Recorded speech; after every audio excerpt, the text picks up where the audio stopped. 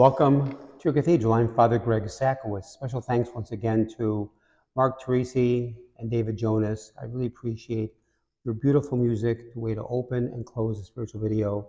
So David and Mark, thank you. Special thanks again to Lori Doyle, who brings the whole package together, the music, the video, the B-roll.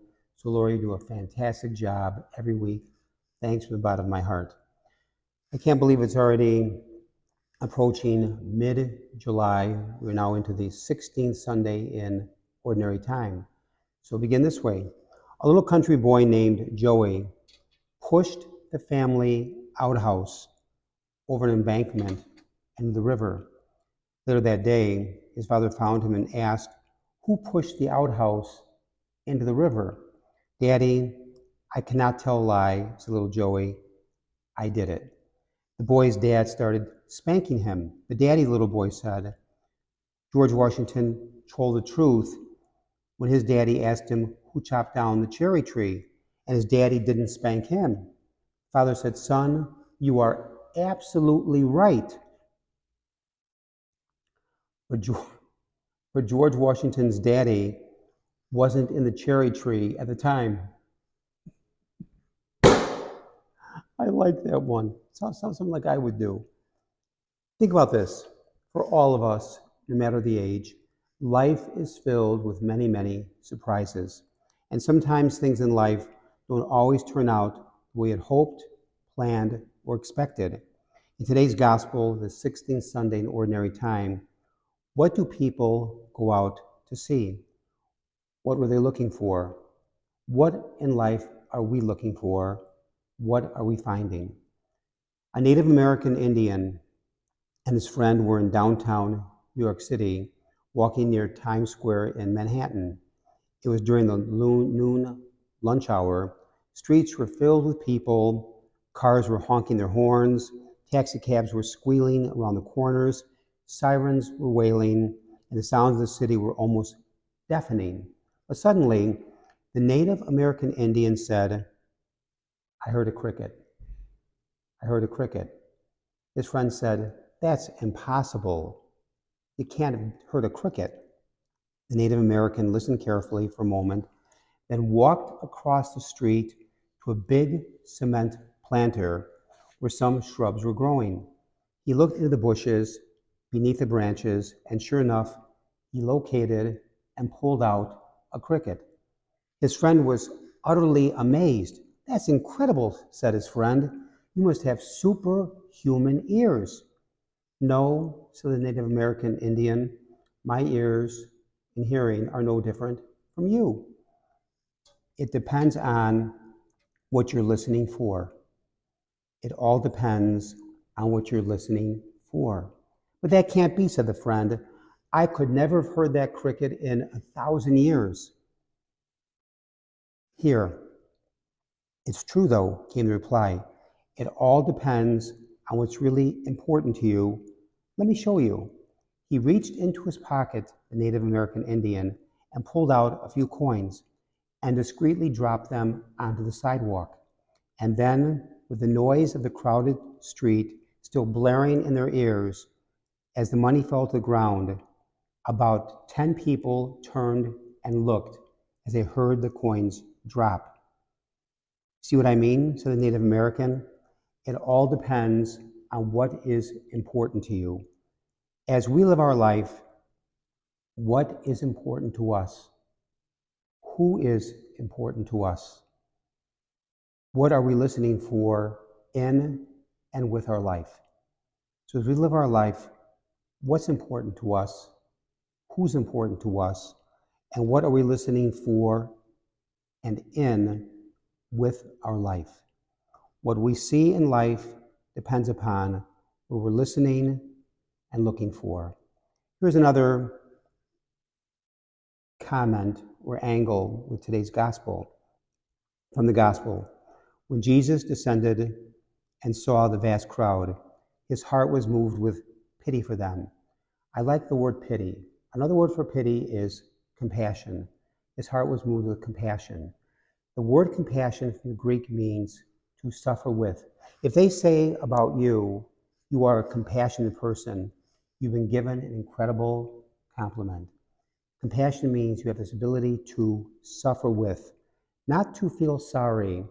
This gift to really walk with people, to suffer with someone. At the same time, Jesus says in today's gospel, come away by yourselves to a deserted place and rest a while. That's also meant for us. Come away by yourselves to a deserted place and rest for a while. Jesus calls us to seek out our own deserted places and times when we can allow ourselves to reconnect and recharge our batteries and reconnect with God. You know, life is such a hustle bustle, going. Do we ever slow down long enough? We all need desert places and times in our lives to escape from our calendars, our computers, our to-do lists, in order to recenter our lives in the compassion and grace of God. Maybe a few questions for all of us. Do I know how to relax? Do I get anxious much too easily? Do I worry too much? Do I find time to relax? Do I make the time to spend quality time with family, with friends? Not leftover time or garbage time, but quality time. Summer is a wonderful time to create lasting and good memories with family and friends. In my 45 years of the gift of priesthood, I've been at many bedsides with someone dying. And in 45 years of priest, no one has ever said on their deathbed, I wish I spent more time at the office. No one, not one. I've had people say to me, I wish I spent more time with family, with friends, taking time for myself. But never, I wish I spent more time at the office.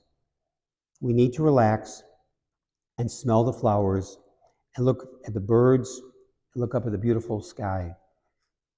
True story, great story. My brother Adrian coached his son Stephen, my nephew, in baseball when he was much younger in Park Ridge.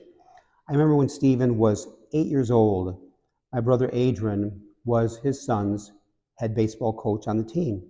Stephen loved to play shortstop, and one of Stephen's teammates, Tommy, played right field. There was one little problem. Tommy liked to pick dandelions in right field, not between pitches while the pitcher was pitching. And Tommy also used to enjoy laying in right field on his back on the grass, looking at the sky, not between pitches while the pitcher was pitching. This drove my brother Adrian, as head coach, out of his mind. He'd say, Tommy, would you please get up? The pitcher's pitching. My point of the story is there's a time for rest and relaxation, which is very important. We have to know when to pick dandelions and when to look up at the beautiful blue sky. But taking time off and connecting the mystery of God with our lives is a necessity. Think about this. Even if you win the rat race, you're still a rat. Take time to pray. Take time for Mass. Take time to be with family and good friends. Take time for the next vacation. Why? Summer will go by so fast. We're going to blink, it'll be Labor Day. It'll be fall. Lord, it'll be start of the football season. A Philadelphia Eagles diehard fan. I'm a Bears fan. But know this. Being anxious and worried never really helps. It's easier said than done, but to trust God who is with us. And always remember, there is more to life than increasing its speed. May God bless all of you. Continued summer blessings. Amen. We have been told we've seen